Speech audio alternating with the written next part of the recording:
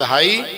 तो आइए अब भगवान की कथा का हम लोग आनंद लें, क्योंकि भिद्यते हृदय ग्रंथि छिद्यन्ते सर्व संशया क्षीयन्ते चास्य कर्माणि दृष्ट एवात्मनीश्वरे। देखो भगवान की कथा, श्रीमद् भागवत की कथा हमारे हृदय के अंदर जो अज्ञान की, अविद्या की, अंधकार की जो अनेकों प्रकार की ग्रंथियां हैं, जो गांठें हैं, उनका छेदन करती है, भेदन करती है, उन्हें खोल देती है और अद्भुत अलौकिक ज्ञान प्रदान करती है, जिसके माध्यम से हमारे जीवन में मंगल होता है, प्रकाश होता है, जीवन हमारा धन्य हो जाता है। तो भाई सारे जीवन में अब आप सोचो कि वर्ष में हम लोग कितना धन कमाते हैं और उस धन का अनेकों प्रकार से दुरुपयोग भी होता है और भी न जाने कहां कहां शौक मौज में हम लोग लाखों करोड़ों रुपए वर्ष में निकाल देते हैं, इधर से उधर कर देते हैं। यदि हमारे 10-5 हजार रुपए वर्ष में 7 दिन 8 दिन के श्रीमद् भागवत के आयोजन में चले जाएं, तो ये कोई बुरी बात है? अरे संसार में जो धन तुम खर्च कर रहे हो या जो कमा रहे हो, वो यहीं तक सीमित है, यहीं सब छोड़ करके चले जाना है। कितना भी बढ़िया खा लो, कितना भी बढ़िया पहन लो, कितनी भी सुख सुविधा में रह लो, वो केवल यहीं तक सीमित है। लेकिन यदि कथा में 10,000 5,000 खर्च कर दिए तो वो केवल यहां तक सीमित नहीं है, वो जन्म जन्मांतर तुम्हारा साथ देने वाला है, साथ निभाने वाला है, साथ जाने वाला है।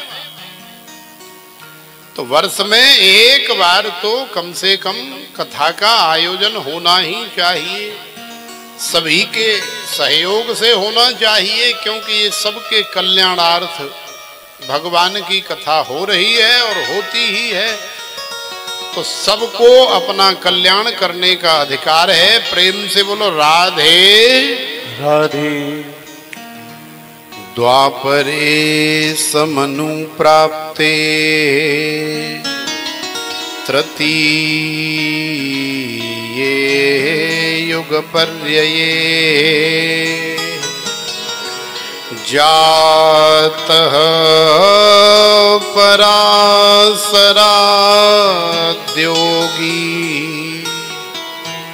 वासव्यां कलया हरे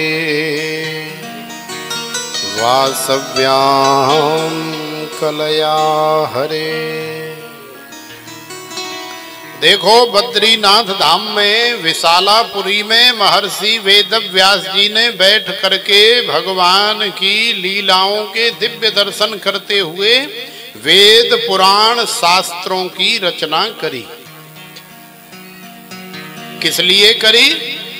ताकि हम लोग वेद पढ़ें, शास्त्र पढ़ें, पुराण पढ़ें। पढ़ने के माध्यम से और पढ़ करके उन्हें अपने जीवन में, अपने आचरण में लाने के माध्यम से हमारा कल्याण हो, ऐसी संतों की भावना होती है। और ऐसी ही भावना महर्षि वेदव्यास जी की थी, तो उन्होंने अपना संपूर्ण जीवन सारे संसार का कल्याण करने के लिए लगा दिया। लेकिन एक दिन ध्यान करते हुए महर्षि वेदव्यास जी ने देखा कि ये संसार वाले यार कर क्या रहे हैं। रात्रि को 11 बजे, 12 बजे, 1 बजे सोते हैं और फिर प्रातः कोई 7 बजे उठा, कोई 8 बजे उठा, कोई 9 बजे उठा और कई तो 10 बजे भी उठते। उठने के बाद शौच इत्यादि क्रिया से निवृत्त होते, नहाते धोते हैं और जो ऑफिस जाने वाला है वो ऑफिस चला जाता है, जो दुकान पर जाने वाला है वो दुकान पर चला जाता है, जो झाड़ी वाला है मजदूर वर्ग का है वो अपनी झाड़ी या मजदूरी में चला जाता है। तो संसार में जो कार्य करता है वो आदमी तो अब अपने अपने कार्यों पे सब चले ही जाते हैं प्रातः तैयार होकर। और माताएं जो है घर के बच्चों के और साफ सफाई के रसोई के अनेकों कार्यों में व्यस्त रहती हैं। तो न तो आदमियों के पास में इतना टाइम है कि कोई वेद पुराण शास्त्र खोल करके भी देख ले, पढ़ना तो बड़ी दूर की बात है, खोल के देखने के लिए भी समय नहीं है कि देखें तो सही कि महर्षि वेद व्यास जी ने बेरिया के बेर खा करके, झरकटियों में बैठ करके, सूखे पत्ते खा करके हमारे मंगल के लिए, हमारे कल्याण के लिए यदि उन्होंने अपना संपूर्ण जीवन बलिदान चढ़ा दिया, गंवा दिया, तो देखें तो सही कि आखिरकार उन्होंने लिखा क्या है, कहा क्या है। तो हमारे पास तो इतना भी समय नहीं होता है कि कोई वेद पुराण शास्त्र इत्यादि हम खोल करके भी देख लें।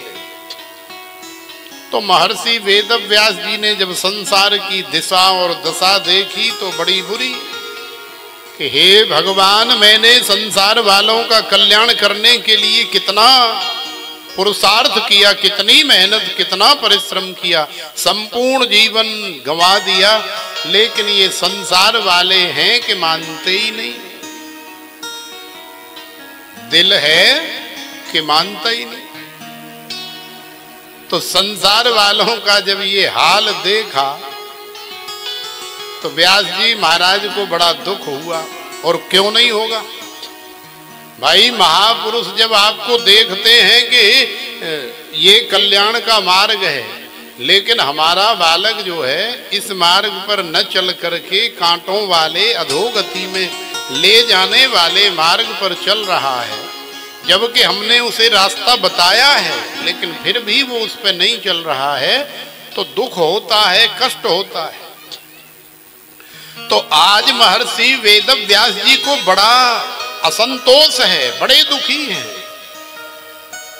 तो भगवान की कृपा से श्री नारद जी के हृदय में ऐसी प्रेरणा हुई कि श्री नारद जी महाराज श्रीमन नारायण नारायण नारायण करते हुए महर्षि वेद व्यास जी के पास पहुंच गए। और महर्षि वेद व्यास जी ने पूजयामास विधिवत नारदम सुर पूजितम, नारद जी का पूजन किया, वंदन अभिनंदन किया। और जब दोनों एक दूसरे के आमने सामने बैठे तो व्यास जी ने अपने मन की, अपने हृदय की वेदना बताई। तो श्री नारद जी ने कहा कि अरे राम राम, पाराशर्य महाभाग भवत कच्चिदात्मना परितुष्यत शारीर आत्मा मानस एव वा। हे पराशर नंदन, पराशस्यापत्यम पुमान इति पाराशर। तो पराशर ऋषि की संतति में उत्पन्न होने के कारण ये पराशर नंदन व्यास जी महाराज कहलाए। तो व्यास जी महाराज ने जब सारी बात बताई तो नारद जी ने कहा कि दुखी होने की आवश्यकता नहीं है। आपने जो मेहनत की है, आपने जो पुरुषार्थ किया है, आपने जो अच्छा किया है, ये कहीं जाने वाला नहीं है, ये सब काम आएगा। लेकिन महाराज इसके भी अधिकारी होने चाहिए। अब वेद की भाषा, वेद के शब्द, वेद की जो संस्कृति है वो बड़ी क्लिष्ट है। तो वेद को समझने के लिए कम से कम 20 साल ये संसार वाली पढ़ाई से अलग पढ़ाई करनी पड़ती है। शास्त्रों को समझने के लिए भी 20 वर्ष अलग पढ़ाई करनी पड़ती है।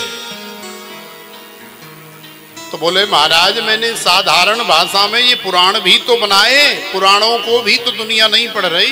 बोले कोई बात नहीं, हम बता रहे हैं ना आपको, हम जो बता रहे हैं आप वो करो।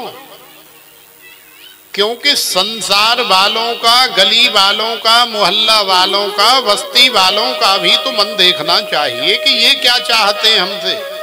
उसी हिसाब से फिर उन्हें आनंद देना चाहिए।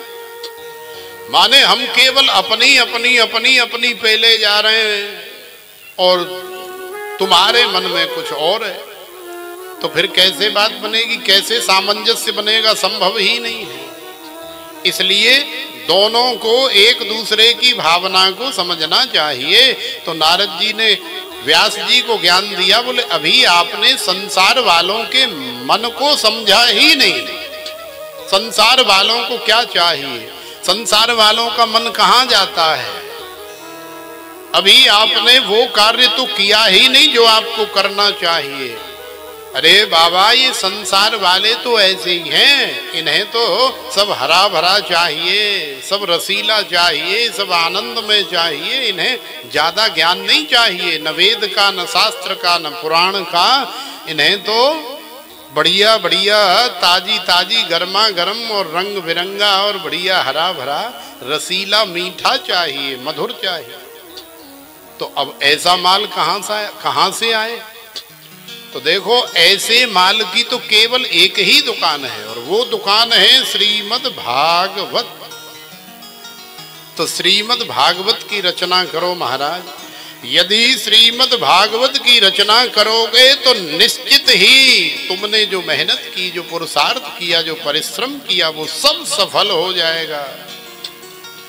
तो महर्षि वेदव्यास जी ने नारद जी के कहने पर इस ग्रंथ की फिर रचना करी।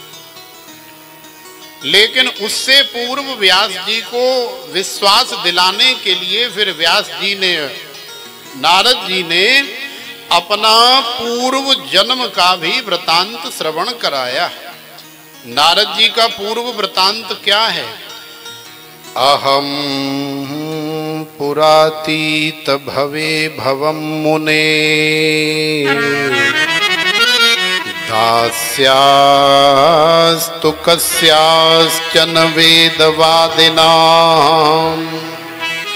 निरूपितो बालक एव योगिनां शुश्रूषणे प्रावृषे निर्विविक्षताम्। अहम पुरातीत भवे भवम मुने दास्यास्तु कस्याश्चन वेदवादिनां निरूपितो बालक एव योगिनां शुश्रूषणे प्रावृषे निर्विविक्षताम्। देखो व्यास जी महाराज, हम ऐसे ही सीधे बीणाधारी नारद नहीं बन गए। तो कैसे बने महाराज। अरे पिछले जन्म में जा करके देखो ना, हमारी कहानी सुनो, हमारी कहानी को जानो। हम भी पिछले जन्म में एक साधारण एक दासी के पुत्र थे और हमारी माँ जो है दूसरों के घरों में जा जा करके बर्तन मांजती थी, कपड़ा धोती थी, झाड़ू लगाती थी, पोंछा लगाती थी और रसोई भी बनाती थी। और बाद में फिर वहाँ से जो 2-4 रोटी मिल जाती थी और उनके पहने हुए, उनके उतरे हुए जो भी लत्ता कपड़ा मिल जाते थे, उन्हीं से हम दोनों माँ बेटा गुजारा करते थे। लेकिन मेरी माँ में एक बड़ी सुंदर अच्छाई थी जिसने मेरे जीवन को बदल करके रख दिया। तो वो अच्छाई कौन सी थी कि भले ही वो नितांत गरीब थी,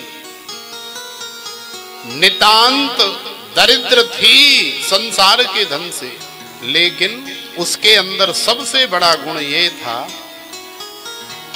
कि यदि कोई साधु आ जाए तो वो खुद भूखी रह जाएगी, लेकिन साधु न भूखा जाए। साधु को कभी भूखा नहीं वापस करे।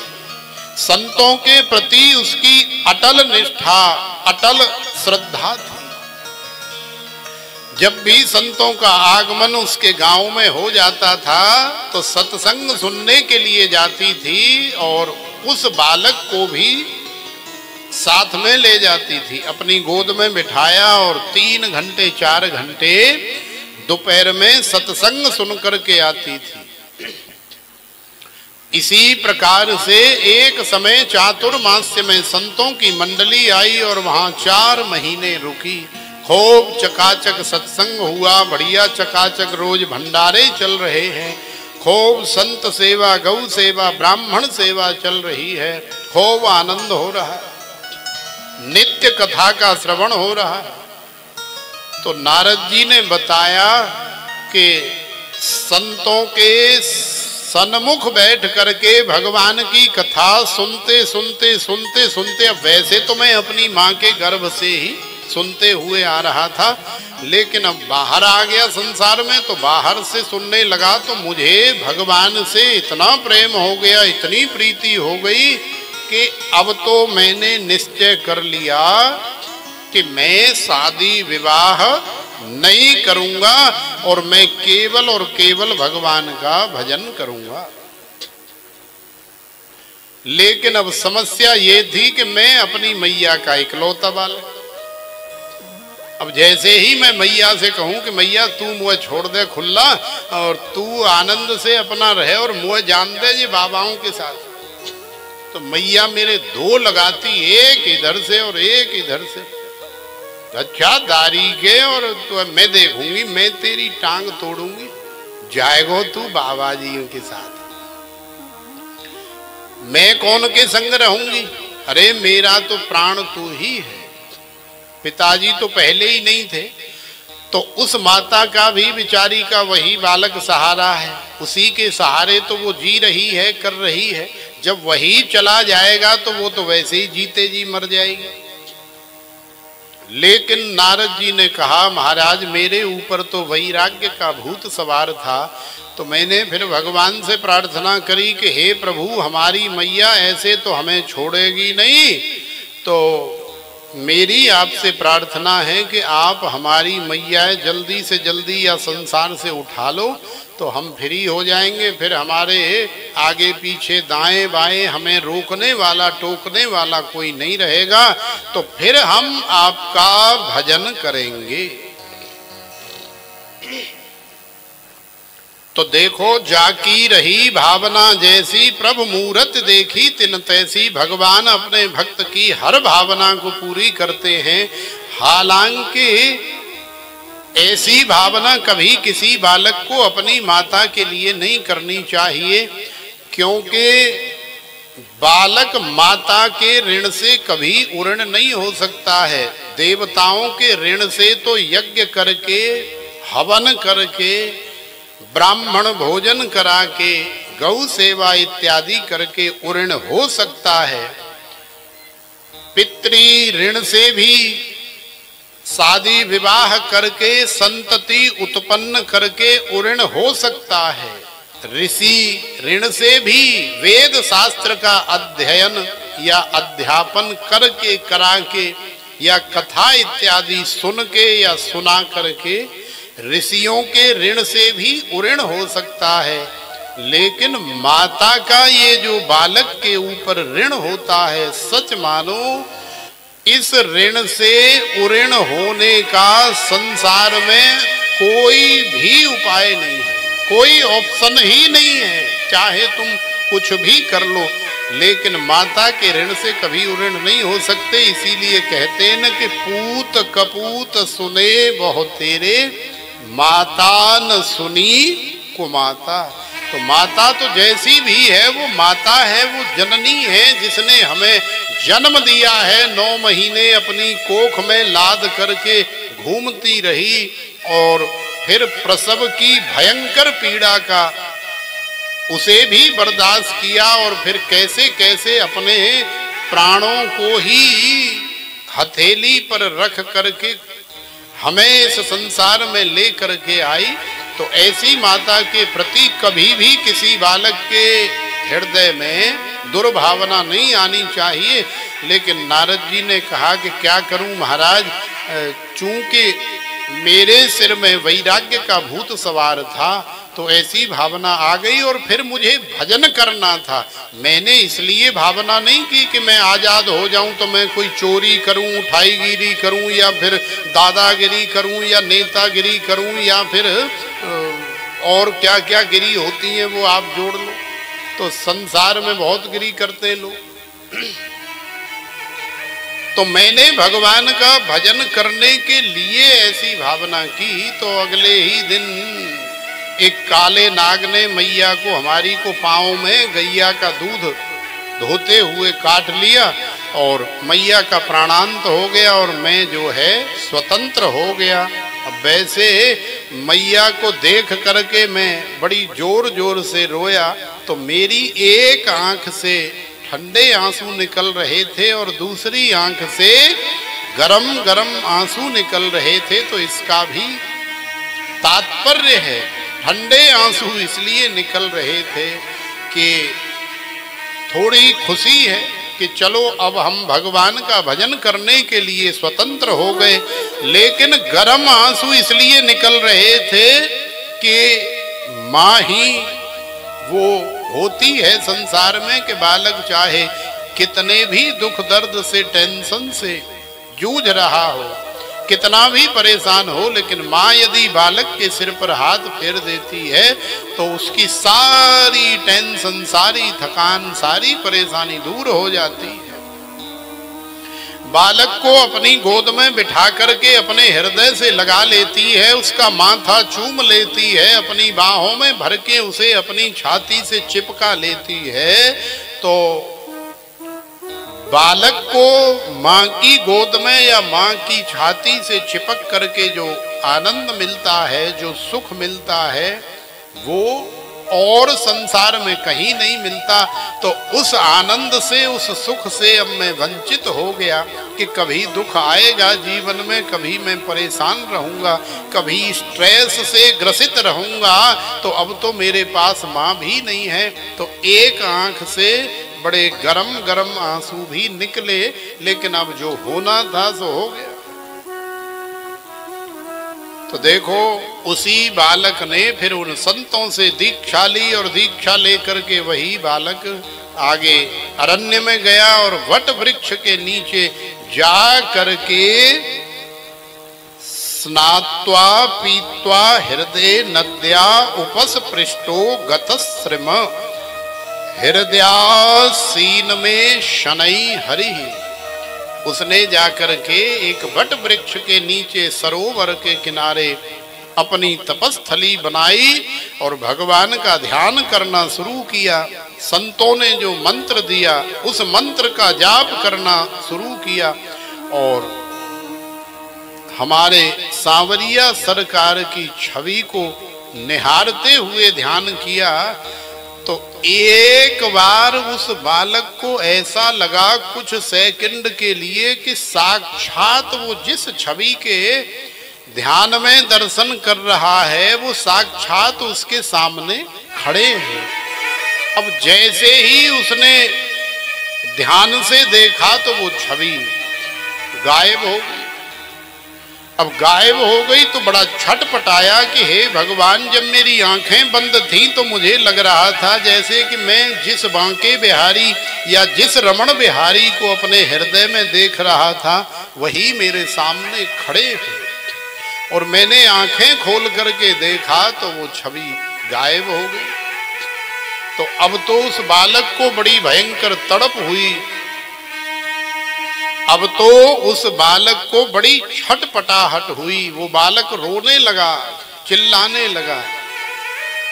तो देखो, भगवान अपने भक्त को जब वो तपस्या करता है या साधना करता है ना, तो अपनी रूप माधुरी की ऐसी चटनी चटा करके और थोड़ी देर के लिए अदृश्य हो जाते हैं ताकि वो उनके विरह में, उनके आनंद में फिर आगे करता रहे, तड़पता रहे।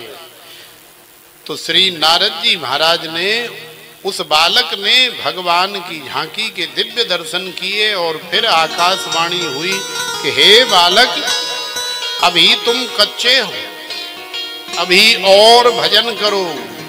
जब तुम पक जाओगे तो साक्षात तुम्हें भगवान की प्राप्ति होगी, भगवान के धाम की प्राप्ति होगी। और जो छवि तुम चाहते हो या जो छवि तुमने देखी है उस छवि की तुम्हें शाश्वत प्राप्ति हो जाएगी, माने सदा सर्वदा रहने वाली प्राप्ति।